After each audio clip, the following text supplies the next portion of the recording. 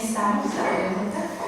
Y para ello vamos a iniciar nuestra jornada y le agradecemos muchísimo al doctor Luis Eduardo I. Rivas que nos esté acompañando y nos comparta sus conocimientos y su experiencia. Me voy a permitir leer su currículum. El doctor Luis Eduardo I. Rivas es licenciado, maestro y doctor en filosofía por la Universidad Nacional Autónoma de México. Nacido en Pindamo, Cauca, Colombia, en diciembre del 50 y residente en México desde el 73. Es profesor en diversas universidades mexicanas, siendo desde el año 79 profesor fundador de la Universidad Pedagógica Nacional de México.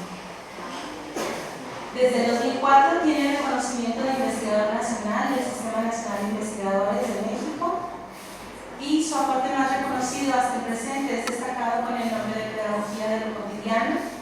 Hoy impulsa la construcción de una nueva epistemología y actualmente es el coordinador del Seminario Permanente de Investigación sobre la nueva epistemología. Doctor, muchísimas gracias nuevamente por estar aquí. Bienvenido.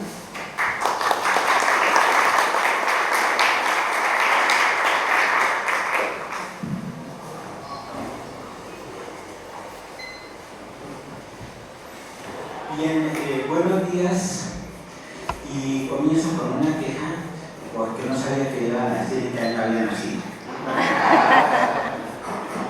Son cosas imprudentes y se lo ha aprendido de las mujeres. Ya dijo lo que dijo y ya no se puede echar para atrás. Bien, lo siguiente que voy a decir es que en verdad lo que tengo pensado hacer para ustedes es una ruta de viaje. Es decir, de que les voy a hacer toda una serie de planteamientos apoyándome en la maravilla de la actual tecnología, donde justamente se videograba o se filma, como es el caso de hoy, y luego se sube a una plataforma en la web y luego el que quiera puede revisar con mucho cuidado lo que se dijo.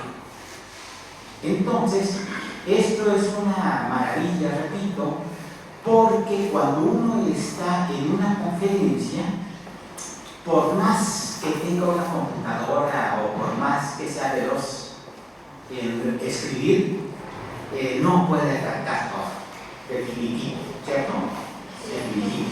Entonces, por eso yo la intervención que tengo programada, y la tengo programada para 50 minutos, porque de ser posible hablaría como 3 horas, pero no puedo quitarles tanto tiempo, ¿cierto? Entonces me puse en modo 50 minutos, para que después podamos el resto del tiempo dialogar. Esto sería lo más importante. Entonces, precisamente en esto que estoy llamando ruta de viaje, me estoy apoyando en su escucha actual.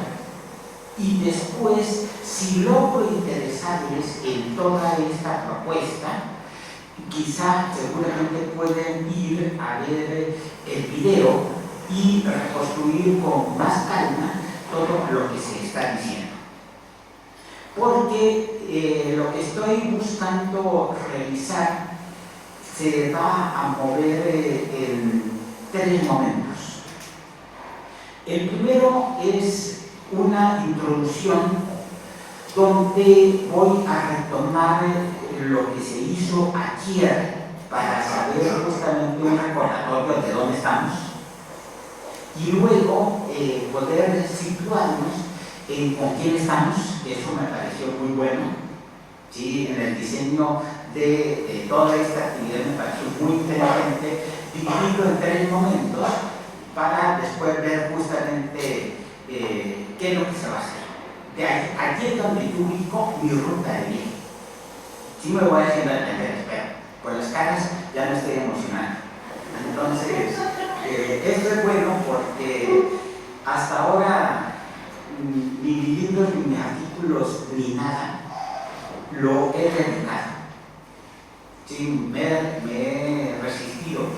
a dedicárselo a un amor o a una frustración o cualquier cosa como esto, pero esta conferencia sí la quiero dedicar a una persona que ahora vine a conocer físicamente y que desde antes, por el contacto que he tenido con la Universidad de La Salle de Noreste, me acayó muy bien a conocer en la distancia, pero cuando lo conocí dije, es una magnífica persona. Me estoy refiriendo que dedico esta conferencia al hermano y doctor Salvador Valle Cádiz. ¿Sí? Esto porque él justamente ha abierto la puerta a el grupo de trabajo que finalmente represento. ¿Sí?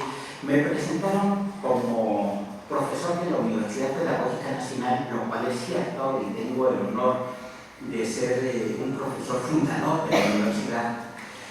Y el punto es que en este momento estoy situado en un espacio que se llama Seminario Permanente de Investigación sobre la Nueva Epistemología.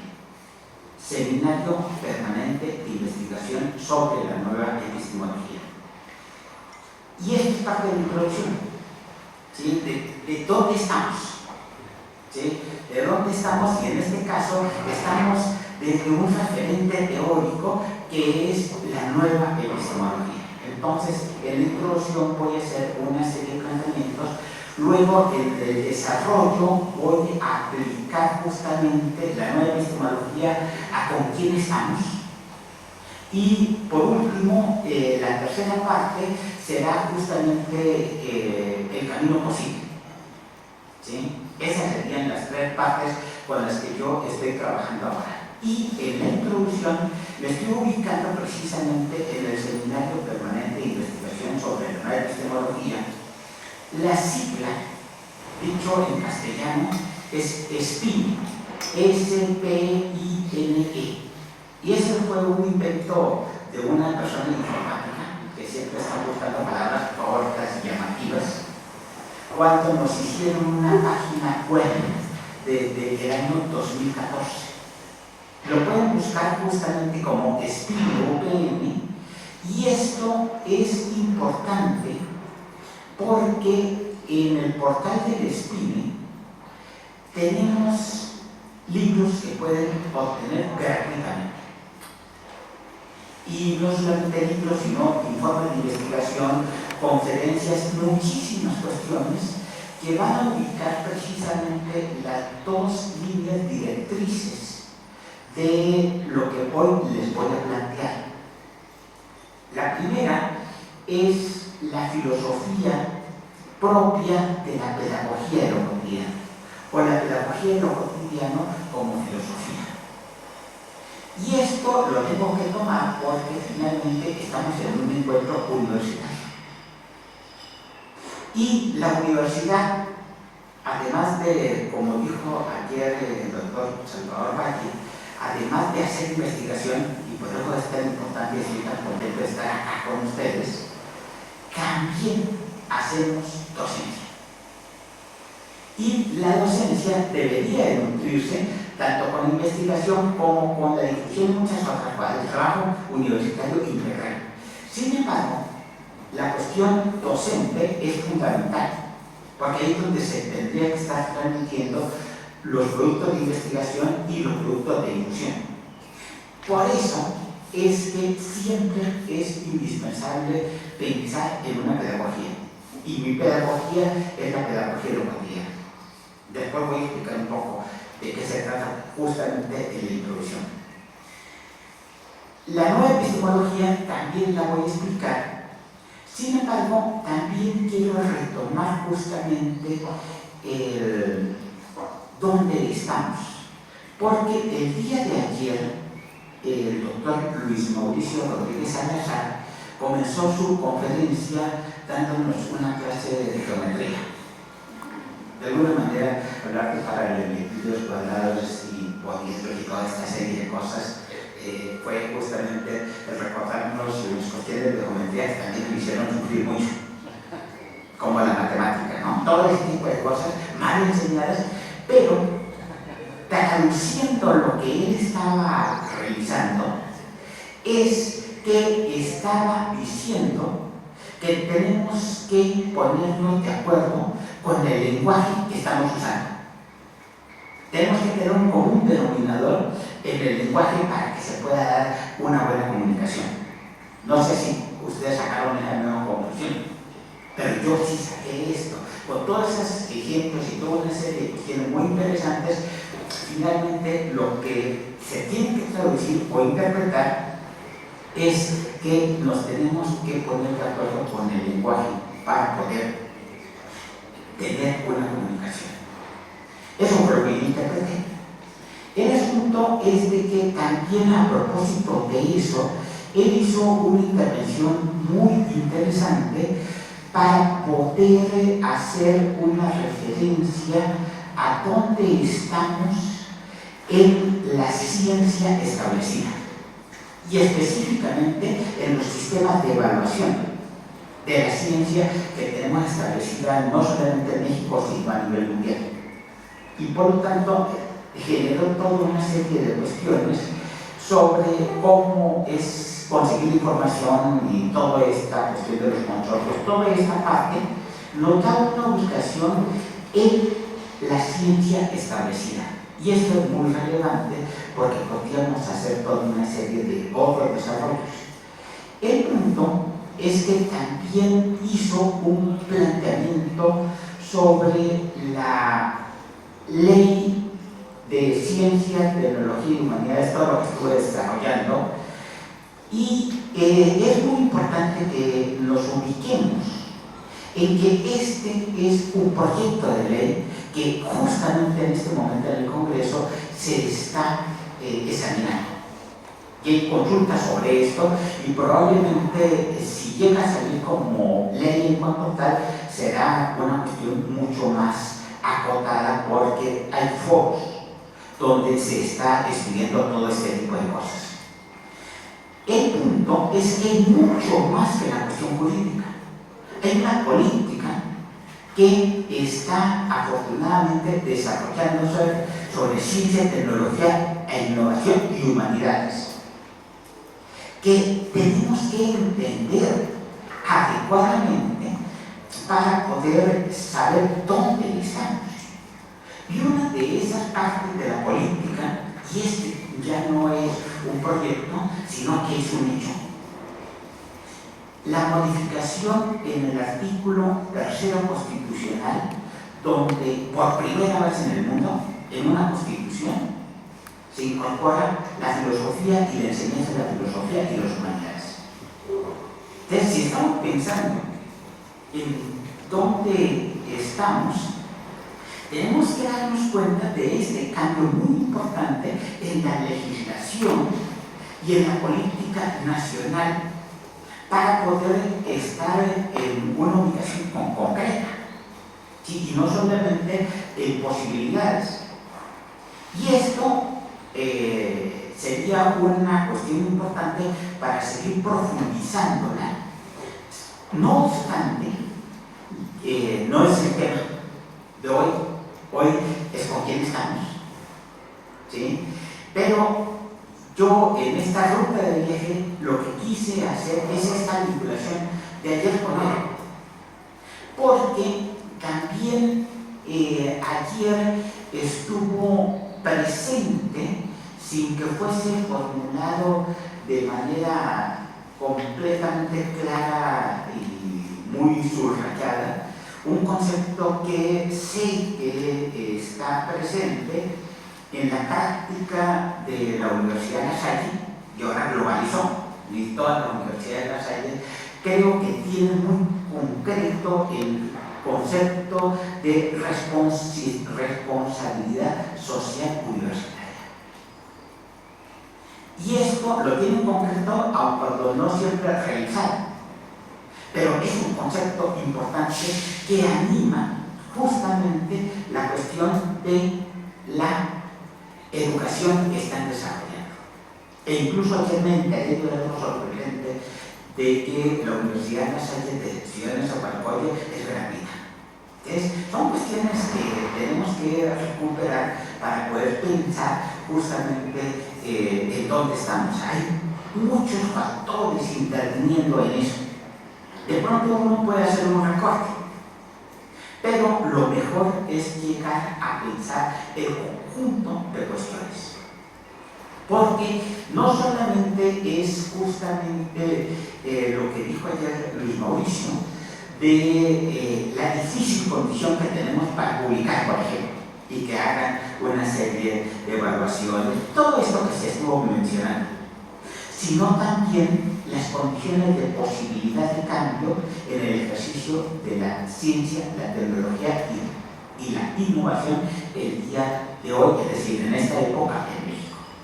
Entonces, eso hay que llegar a entenderlo suficientemente, porque cuando uno está en algo educativo, tiene que tener una pedagogía.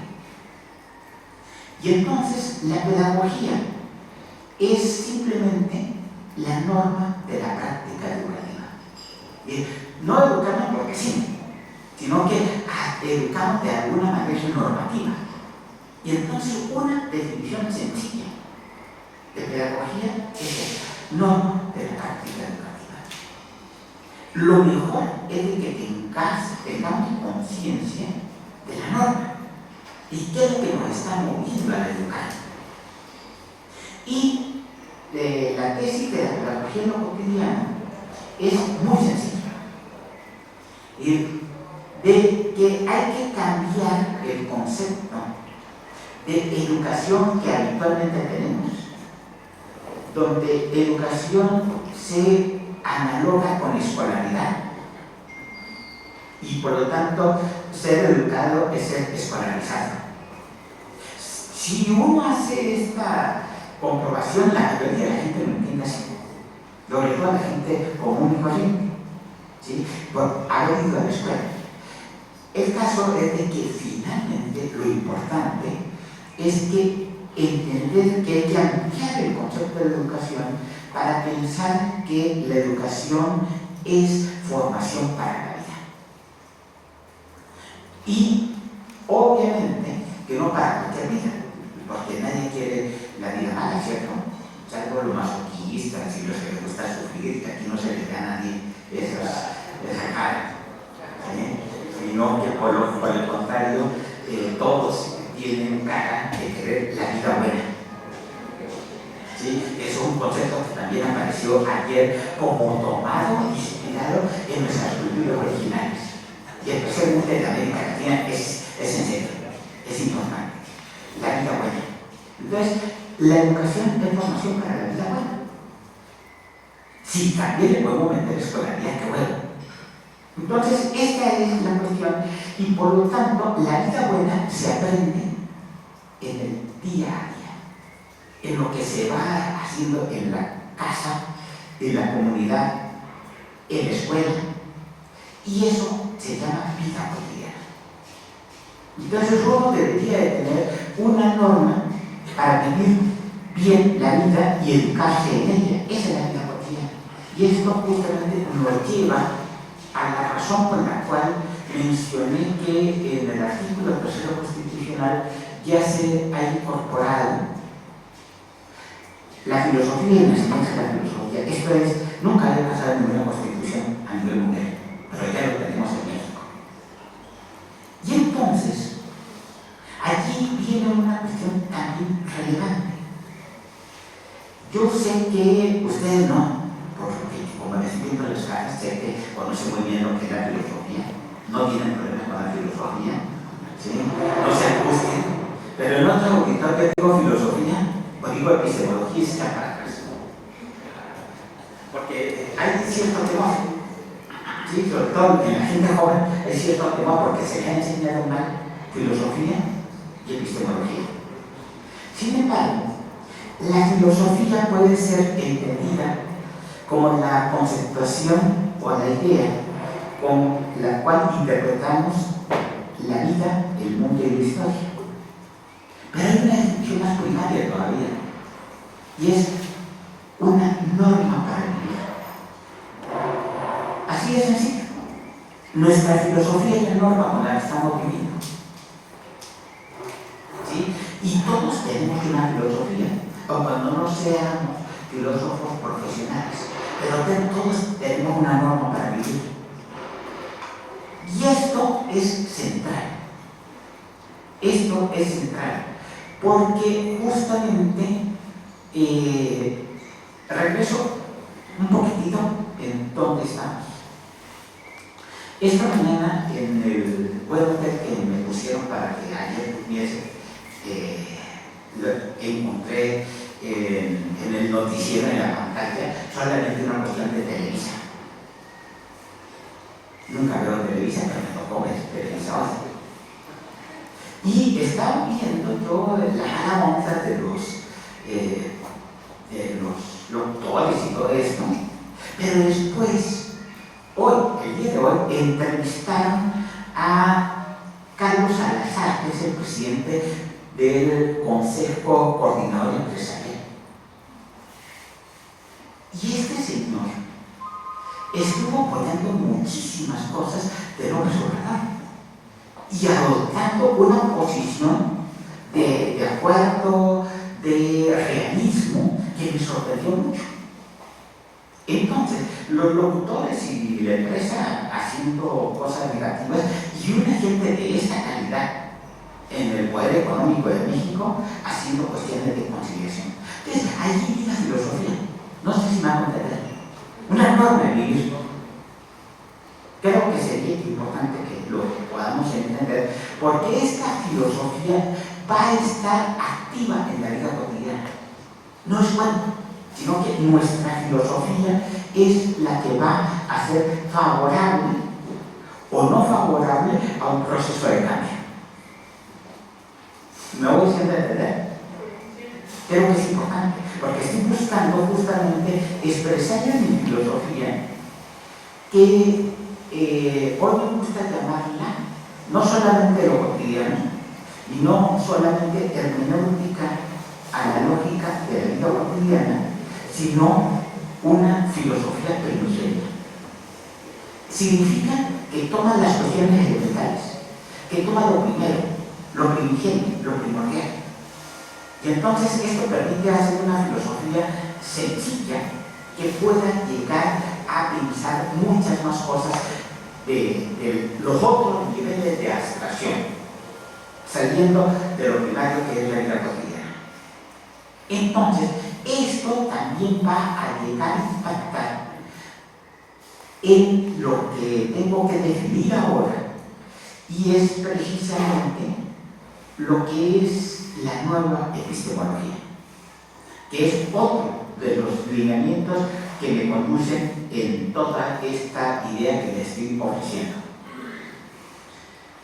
La epistemología es la norma de la práctica científica. Así como dije, la norma para la educación, la pedagogía, la norma para vivir la filosofía, también el trabajo científico se hace con una normatividad. No lo hacemos porque sí. Entonces, la epistemología lo que establece es cómo hacer la ciencia. Así es sencillo. Entonces, estoy ofreciéndoles definiciones elementales, definiciones sencillas, para que en esta ruta de viaje ustedes puedan decir, esta agencia de viajes que yo estoy aquí presentándoles me da un viaje, un buen viaje de transporte, y de diversión, no piensen en otras cosas, de otros tipos de viajes. No estoy hablando, a lo que van a las palabras, se involucran muchas cosas, pero no, estamos hablando de un viaje, de un recorrido intelectual en este caso. Entonces, la agencia de viajes que estoy promoviendo, ¿sí? Le dice, pueden ir por buen camino, porque se está diciendo con toda claridad la información adecuada. Entonces, volviendo a la epistemología, si la epistemología la entendemos así, entonces podríamos llegar a una conclusión muy clara. Ayer Luis Mauricio, y lo digo así porque finalmente también está en el SPIN, aunque es profesor del Instituto Politécnico Nacional, trabaja con nosotros en el Seminario Permanente de Investigación sobre la Epistemología y tenemos proyectos conjuntos, entonces le puedo decir así. Luis Mauricio estuvo planteando formas de la norma de hacer ciencia, específicamente de la evaluación y los sistemas de publicación, y quizás la búsqueda de financiamiento dentro de la ciencia establecida. Por lo tanto, podríamos pensar que hay una epistemología también establecida, o dominante, o hegemónica, que es la que en general todos conocemos. ¿Sí? Y esa epistemología no solamente dice cómo hay que hacer la ciencia, sino que conlleva una metodología, una determinada metodología de la investigación. Entonces, esto correspondería a la ciencia que quiero llamar en este momento normal, o establecida, o hegemónica, la que todos conocemos. El asunto es de que desde mitad del siglo XX, por distintas corrientes de pensamiento, antropológicas, filosóficas, cibernéticas, feministas y postcoloniales, es decir, el poscolonialismo es aquel pensamiento y movimiento que comienza a abandonar las tesis europeas o eurocéntricas. ¿Sí? ¿Saben? Sí. A partir de este tipo de fuentes filosóficas, biológicas, antropológicas, cibernéticas, postcoloniales y feministas, se comienza a mitad del siglo XX, se comienza a conceptuar un cambio en la manera de hacer ciencia.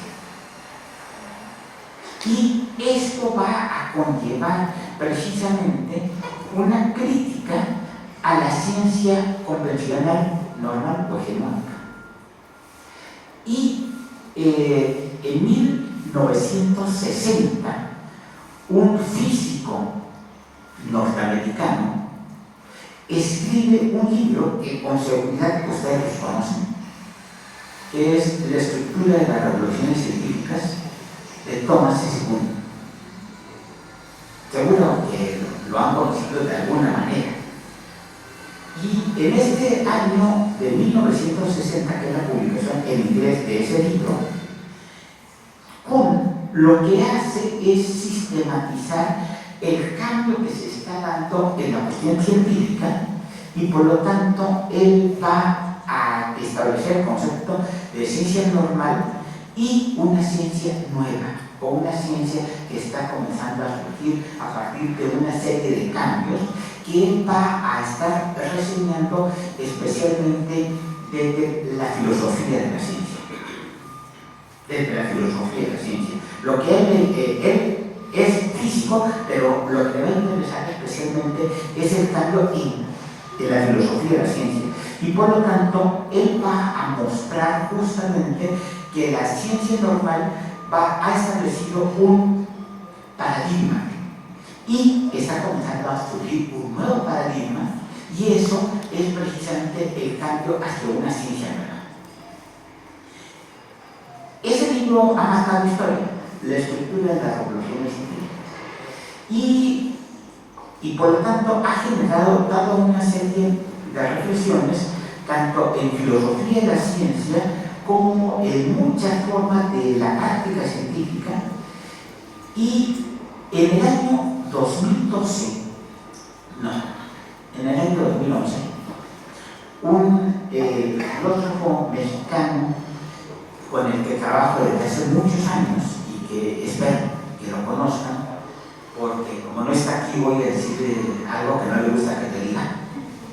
Aprovecho que no está aquí, pero yo le digo que es el mejor filósofo de México y del mundo, y él nunca me lo acepta, pero espero que ustedes sí conozcan a Mauricio Peuchot.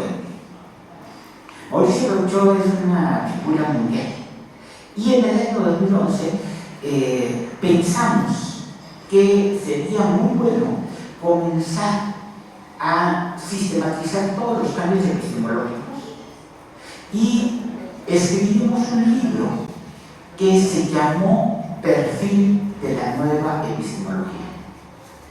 Perfil de la Nueva Epistemología. Y entonces aquí, en este libro, lo que nosotros hacemos es retomar lo de Kuhn, pero retomar toda una serie de otros cambios, como por ejemplo los aportados por Gregory Bateson. De origen un antropólogo, pero también tiene mucha formación biológica y también se convierte en un filósofo. Gregory Bateson, el creador de la escuela de Palo Alto, California, que va a estar con muchísimos desarrollos muy importantes en muchos niveles. También recuperamos el cambio dado desde la otra gran filosofía que se gesta en el siglo XX. Es una filosofía que nace en Europa y tiene una larguísima tradición y que, comenzando el siglo XX, comienza a tener mucha forma en el pensamiento de Martin Heidegger. Sin embargo, la va a desarrollar un discípulo de Heidegger, que es Gadamer, Jan Georg Gadamer. Gadamer fue un hombre que murió a los 102 años, vivió todo el siglo XX, nació en 1900 y vivió en el 2002, y hasta los 60 años, en 1960, coincidiendo con el libro de Thomas S. Kuhn, publicó su gran libro que se llama Verdad y Método. Verdad y Método. En ese libro, él va a hacer también una crítica al positivismo. El positivismo, como bien saben ustedes, es una filosofía que inicia comenzando el siglo XIX con la obra de Augusto Comte.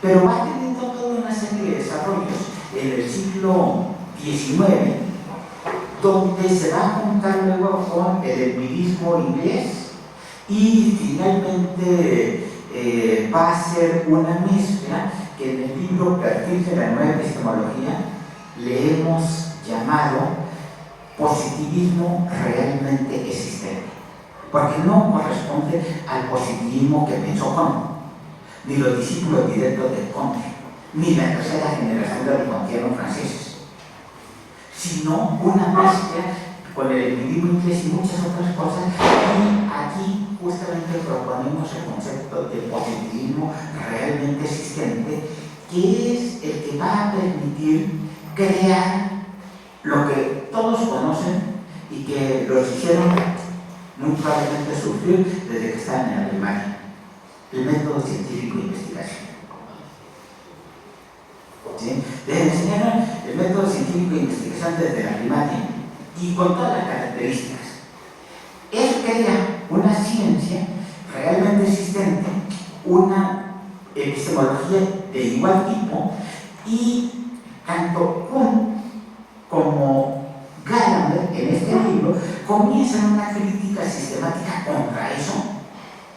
Después se suman las epistemologías feministas, muy importantes y serias, ¿sí? También se suman las del poscolonialismo, y nosotros sumamos todo este tipo de cosas en el libro que mencioné, Perfil de la Nueva Epistemología, que se publica en el año 2012 y afortunadamente tiene mucha aceptación inmediatamente. Eso lleva a que nos soliciten que creemos el Seminario Permanente de Investigación sobre la Nueva Epistemología, que se funda en el año 2013, y en el 2014 se pone en el portal Spine, ¿sí? Y lo mencioné cuando comencé a hablar, porque en ese portal pueden bajar gratuitamente el libro Perfil de la Nueva Epistemología, el libro que se publica 3 años después por una universidad colombiana que se llama Desarrollo de la Nueva Epistemología, y muchos otros libros que ya hay como 5 o 6 asociados a la nueva epistemología. Incluso uno que se publicó en el 2017 en una coedición entre la Universidad Pedagógica Nacional y el Instituto Nacional de Psiquiatría, donde se examinó la nueva epistemología y la salud mental en México. Y hay muchos desarrollos que creo que son muy importantes, y me faltaría justamente mencionar el que está también presente y es el que comienza a darnos el desarrollo para el día de hoy. ¿Con quién estamos, no? Ayer fue donde estamos, ahora, ¿con quién estamos? Este otro desarrollo que tomamos para formular la nueva epistemología viene de un trabajo elaborado por una mujer que finalmente hace vida en México, cuando ella nació en París, después estuvo viviendo en Chile y finalmente se radicó en México. Estoy hablando de Larissa Aller-Lowndes. Larissa Aller-Lowndes, al final de su vida que acaba de pasar, ella murió hace como 6 meses, llegó a ser emérita de la UNAM, emérita del SNI, y con una obra impresionante, centrada en algo que se llama antropología de la ciencia. Y este es el tema de hoy. ¿Con quién estamos? ¿Cómo es que somos? ¿Sí? ¿Cómo es que somos en las relaciones de la práctica que hacemos? Y la práctica que hacemos es la práctica científica. Bien, me tomo un poquito de agua y regreso unos segundos para definir la antropología. ¿Sale? Como he ido definiendo todo, ustedes mejor también les defino antropología, que ustedes ya saben. Sí lo saben, pero a lo mejor volviendo a lo que dijo ayer Luis Mauricio de los términos, entonces, todas esas cosas religiosas, pongámonos de acuerdo con los términos. Es mejor, ¿sale? Bien. La antropología puede ser pensada como la ciencia que aclara las relaciones de los grupos humanos, ¿cierto? Eso puede ser la antropología como ciencia. Sin embargo, la antropología como realidad es la manera como nos organizamos los grupos humanos.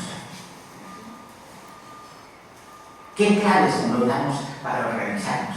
Y por eso tanto hay una antropología social que dice los sistemas de parentesco, por ejemplo, ¿sí? Tíos, hermanos, etcétera, etcétera, familia extensa, nuclear, etcétera. Pero hay una antropología de las instituciones que dicen justamente cómo es que se organiza una institución. Y hay una antropología de la ciencia, como cuando dice cómo se organizan los grupos que hacen ciencia. Y esto es lo importante.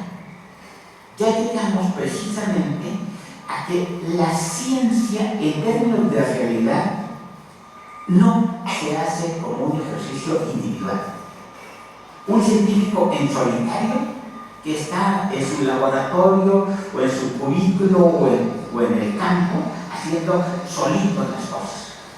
Esta fue una fantasía del positivismo realmente sistémico. Eso fue una fantasía que fue creída por mucha gente, pero realmente, si ustedes examinan cualquier gran científico, es decir, puesto en un laboratorio, puesto en un cubículo, puesto en el campo, puesto donde esté trabajando, siempre está ayudado por asistentes, estudiantes o la gente que apoya en el laboratorio, ¿o no? Entonces, es trabajo colectivo. Esto a nivel de lo personal.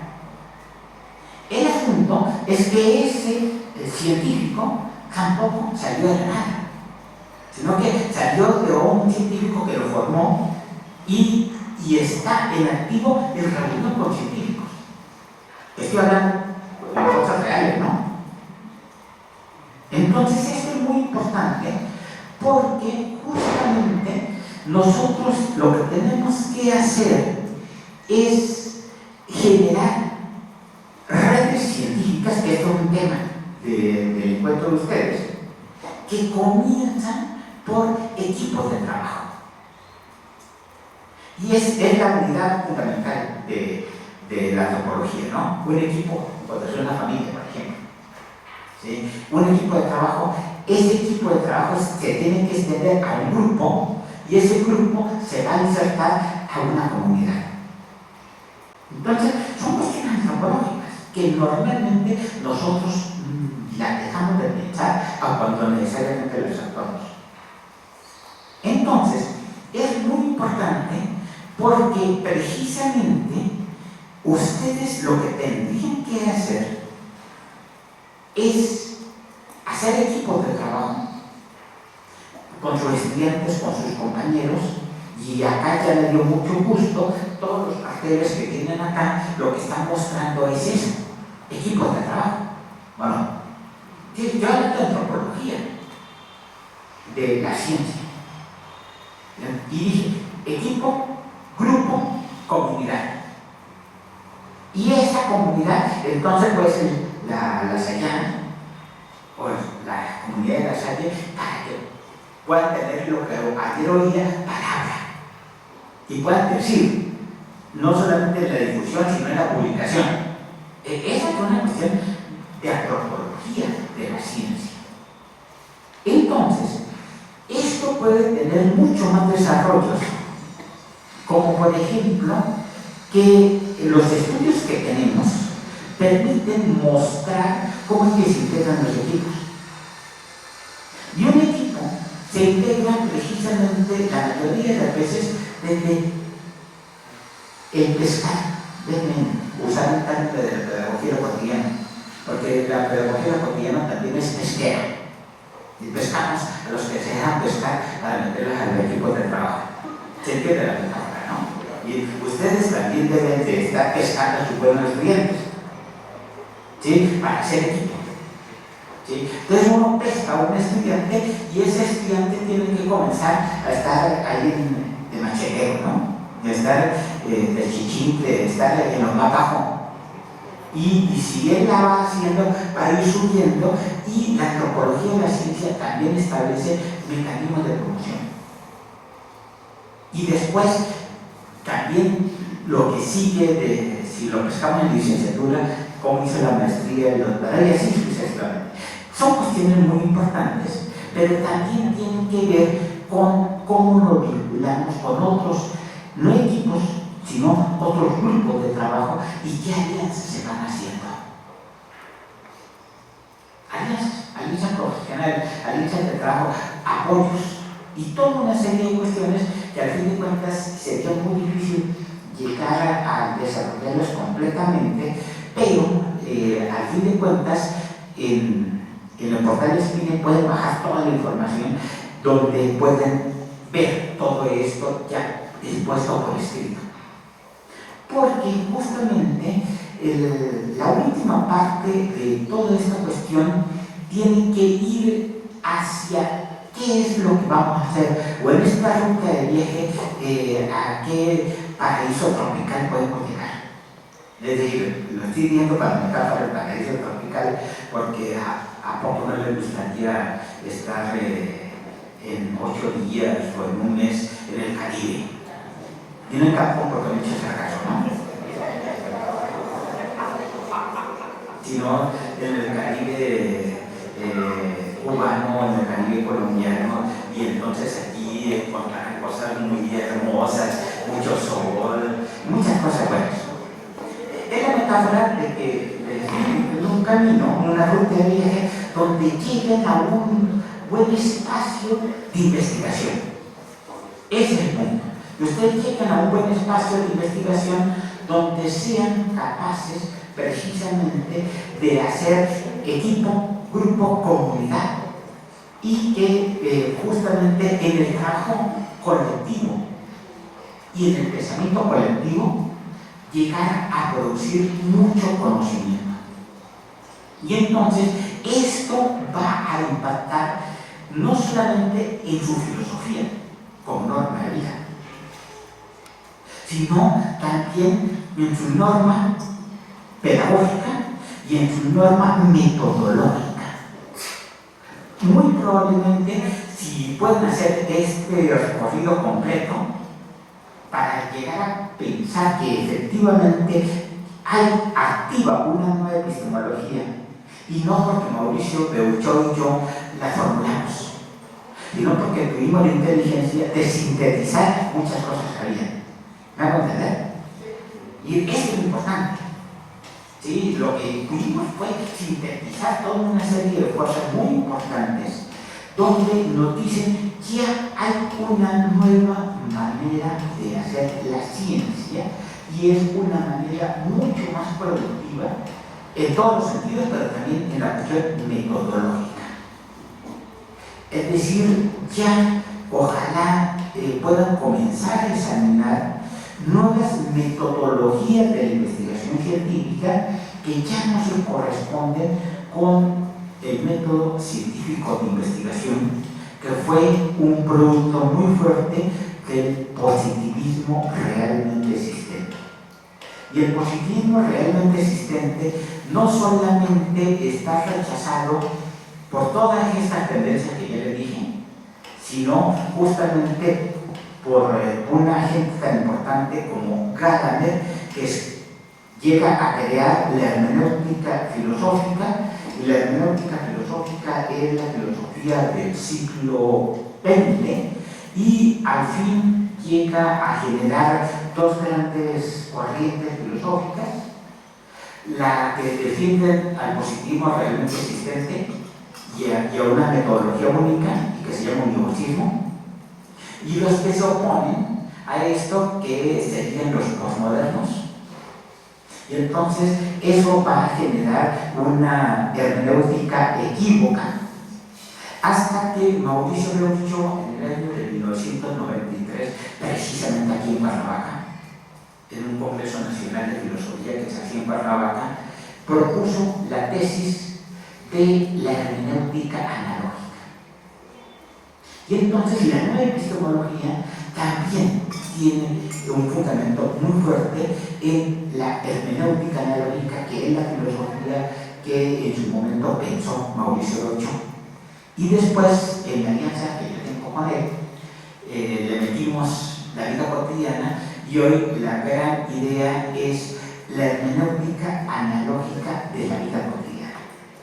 Y entonces, si uno tiene este cambio de filosofía o de norma de vivir, tendría que buscar lo cotidiano, lo proporcional, por lo tanto lo analógico, y finalmente lo que permite cumplir la responsabilidad social universitaria.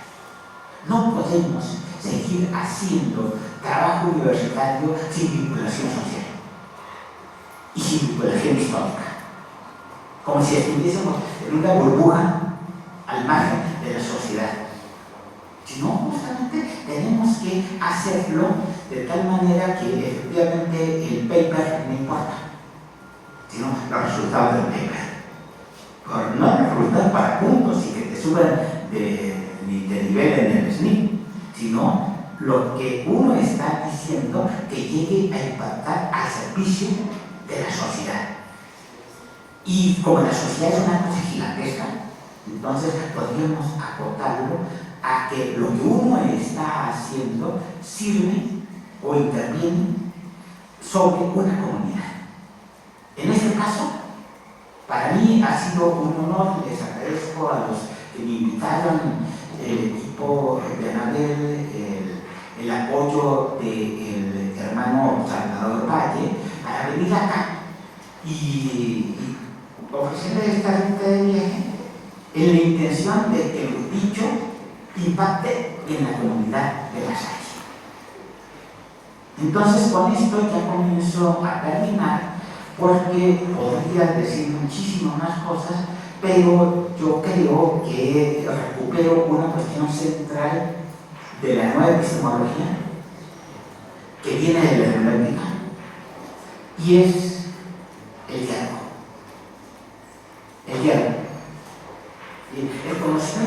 se construye en el hablar. Y en el hablar documentado, en el hablar, en este caso de comunidades científicas.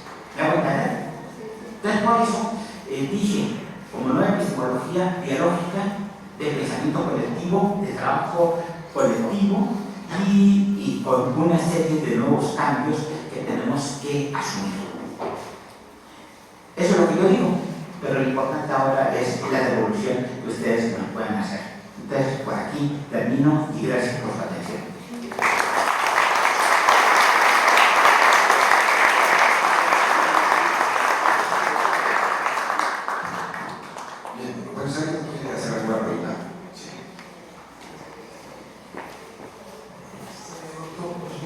Muy interesante su conferencia. Le quería preguntar, porque pues, la verdad es que creo que todos estamos igualmente, ¿cómo sería la palabra? Desviados en el sentido de que no sabemos a dónde van las cosas. Desde el punto de vista de la 4T o del postneoliberalismo, ¿cómo encaja o hacia dónde va la nueva epistemología? O sea, ¿encaja con la de ustedes o es otra cosa o no es nada?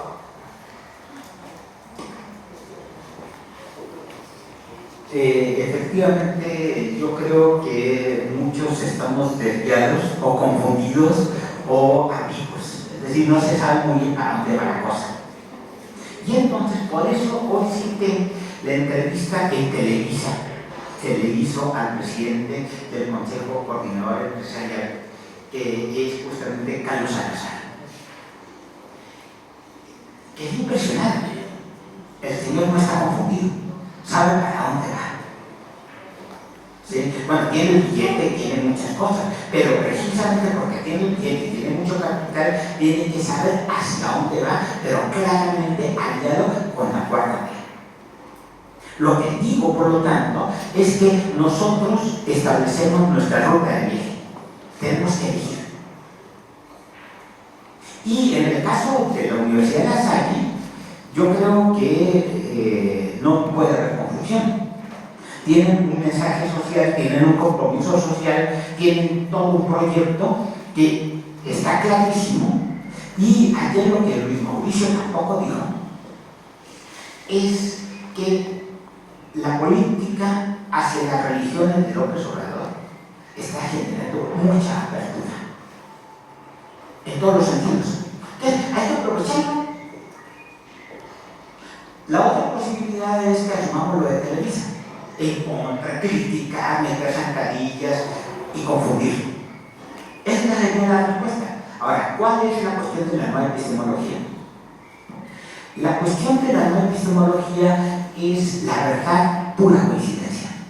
Y nosotros pensamos esto, como dije, pero es un movimiento histórico de cambio. Y de cambio, en este caso, de la conceptuación de cómo hacer la ciencia. Y si me pongo un poco emocionado, entonces tengo que recordar que López Obrador el lunes pasado comenzó a decir, evitar decir de derecha. Sí, porque también es un concepto irritante, pero sí usar el término de conservadores, los que no quieren el cambio. Aquí en su palabra es la conservación de la corrupción, del cambio, del no cambio, pues, social, político. Pero eso también se puede aplicar al cambio epistemológico. Hay gente que no quiere cambiar. Hay gente que quiere seguirse manteniendo con el método científico de investigación, supuestamente trabajando solito en su currículum, y muchas cosas individualistas. Entonces, hay coincidencia. Esa sería la respuesta, profesor. Y gracias. ¿Alguna pregunta? Sí.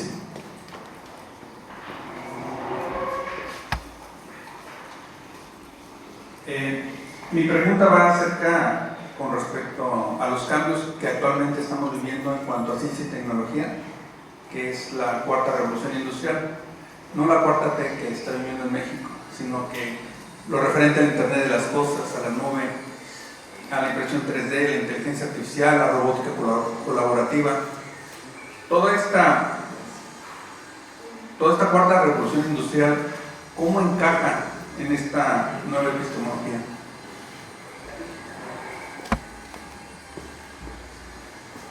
Otra pregunta muy clara y muy buena.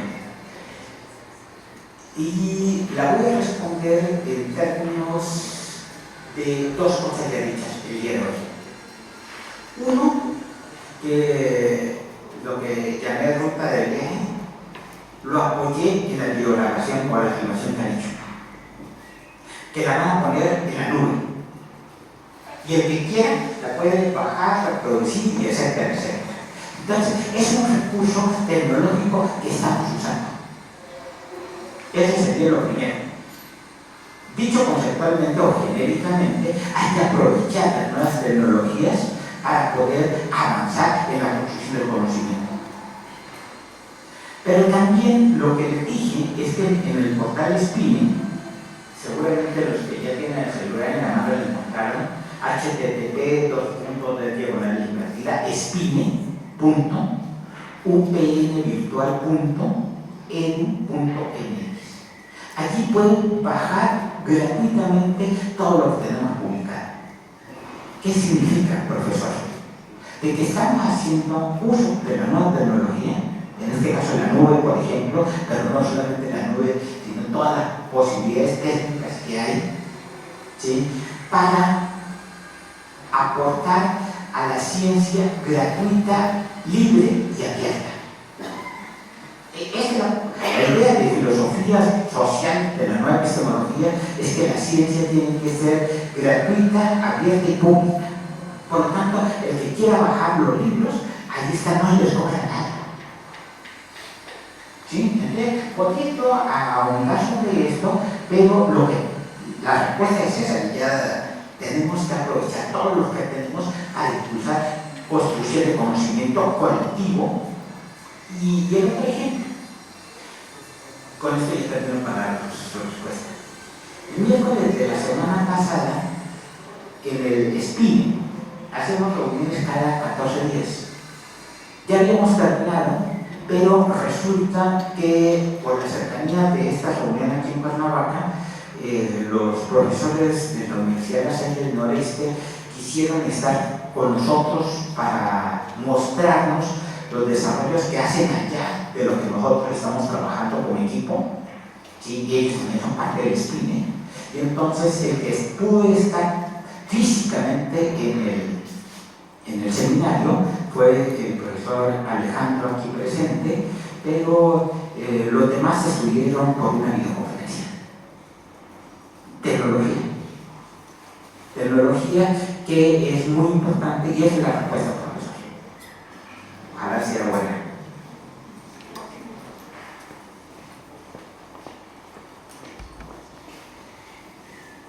Bueno, gracias. Primero una felicitación, la excelente viaje. Pero yo me quedé con una duda. Estoy perfectamente convencido de que la ciencia tiene que tener un impacto social, de otra manera pues queda floja. Pero en esta nueva hermenéutica que has mencionado, me preocupa que estaba pensando en este momento, en 1905 me parece que a Einstein le dieron el premio Nobel por el efecto fotoeléctrico. Y la razón era explicar un fenómeno físico para entender un comportamiento de la interacción de luz-materia. Hoy estamos resolviendo problemas sociales con aprovechamiento de energía solar a través de las células solares gracias a una investigación que se hizo de un fenómeno por la simple idea de entender un fenómeno. ¿Cómo debemos de pensar en esta nueva ciencia o en esta nueva manera de hacer ciencia, pensando en que por un lado sí tenemos que tener un impacto social y por otro lado no se pueden descuidar esos principios fundamentales que van a significar la siguiente tecnología?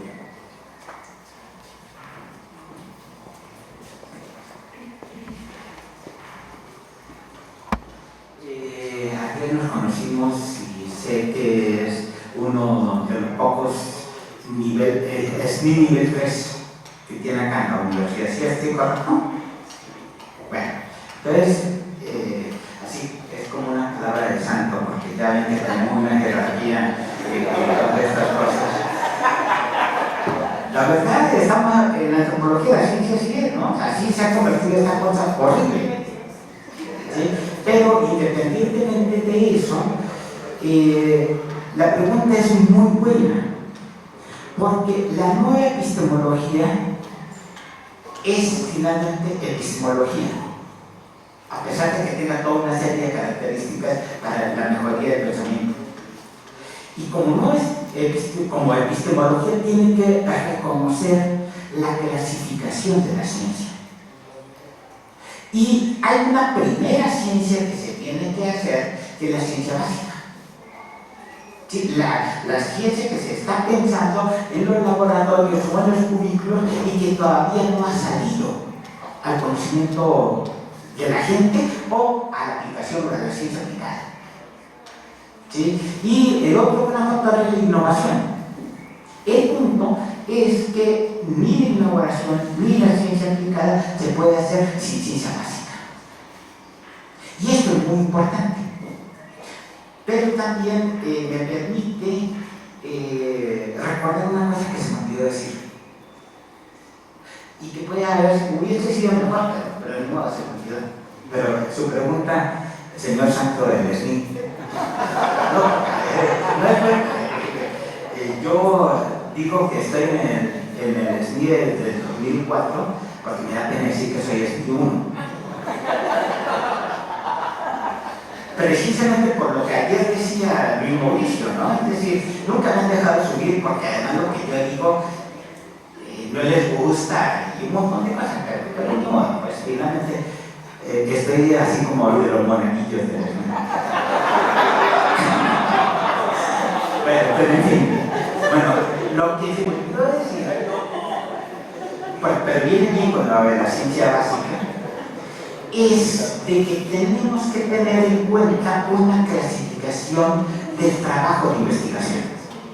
No lo que acabo de decir, ciencia básica siempre aplicada y ciencia de la innovación, sino una investigación escolar, una investigación académica y investigación científica. Porque muchas veces en las universidades lo que se está haciendo fundamentalmente es investigación escolar. Es decir, investigación para obtener el título, sea de licenciatura, de maestría o hasta de doctorado, pero es una investigación acotada a una institución. Es investigación escolar. Otras personas pueden estar haciendo eso, pero también pueden estar haciendo investigación académica. La investigación académica te permite estar ya vinculado a una comunidad, en este caso profesional, de filósofos, psicólogos, antropólogos, ingenieros, lo que sea, pero ya tienes que estar vinculado con eso. Y la mejor investigación, evidentemente, es la investigación científica. Cuando tú ya estás no solamente en una comunidad nacional, sino en una comunidad internacional y por lo tanto hay una antropología de la ciencia distinta. Entonces, creo que eso sería interesante para que de pronto con quienes estamos, poder identificar si estamos con gente que hace solamente investigación escolar, si es gente que hace solamente investigación académica o es gente que efectivamente está produciendo investigación científica. Este sería el complemento. Gracias.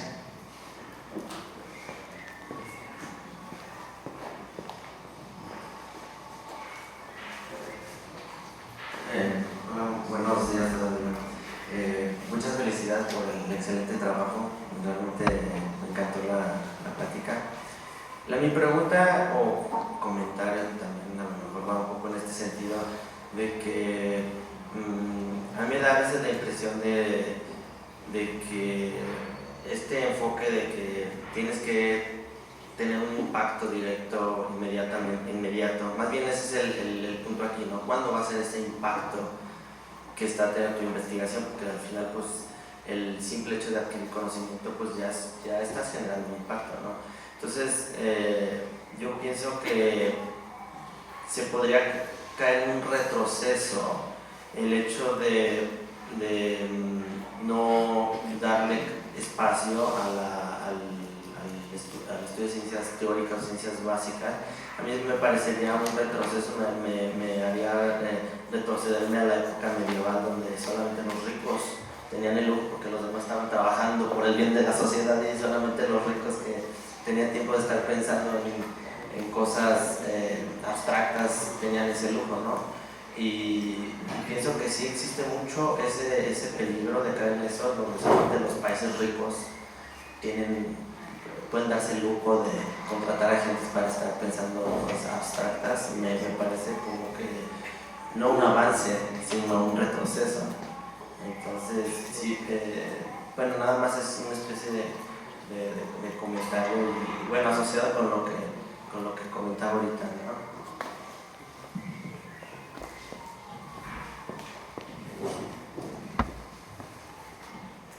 Otra muy buena pregunta. Y entonces volveríamos justamente a la clasificación de los tipos de ciencia. ¿Sí? Y ofrecí la clasificación de los tipos de investigación: investigación escolar, investigación académica e investigación científica. Y deberíamos de concentrarnos, como debe ser, en la investigación científica y defenderla. Pero justamente en los tres sentidos: de ciencia básica, ciencia aplicada y ciencia de la innovación. Porque si no hacemos ciencia básica, entonces no podemos pensar. Incluso intuiciones, incluso desarrollos potenciales que nos va a llevar tiempo. Hay que defender eso. No solamente hay que defenderlo en nuestras instituciones, sino también en el país. Así de sencillo. ¿Sí?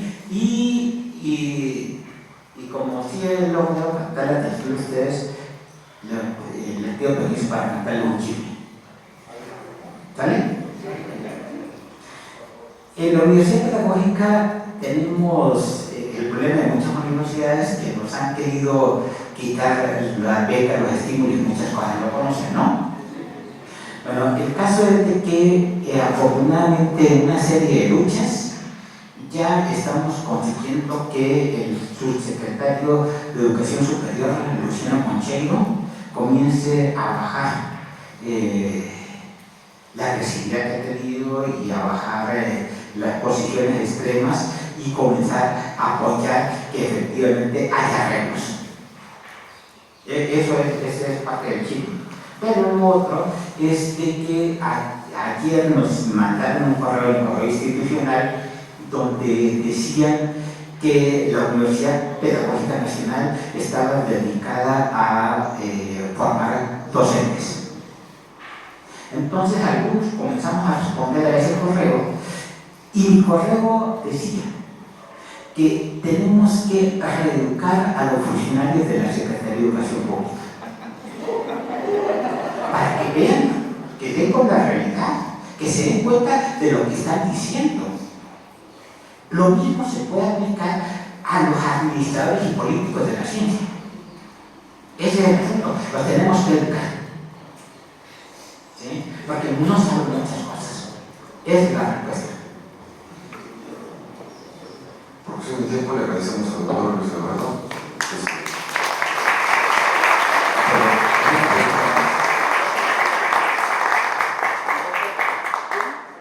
¿Habría una pregunta más? Sí. Doctora, ¿hay tiempo todavía? Sí.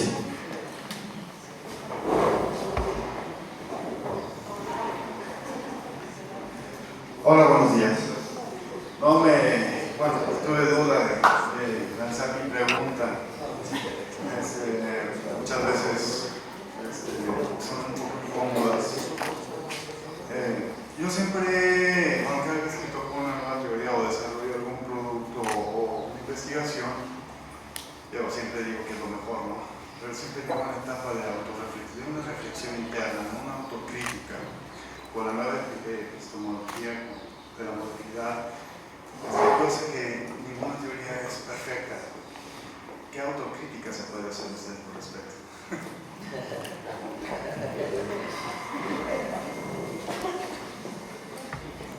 Qué bueno que hizo la pregunta, porque todavía no tenemos autocrítica. Somos perfectos hasta ahora.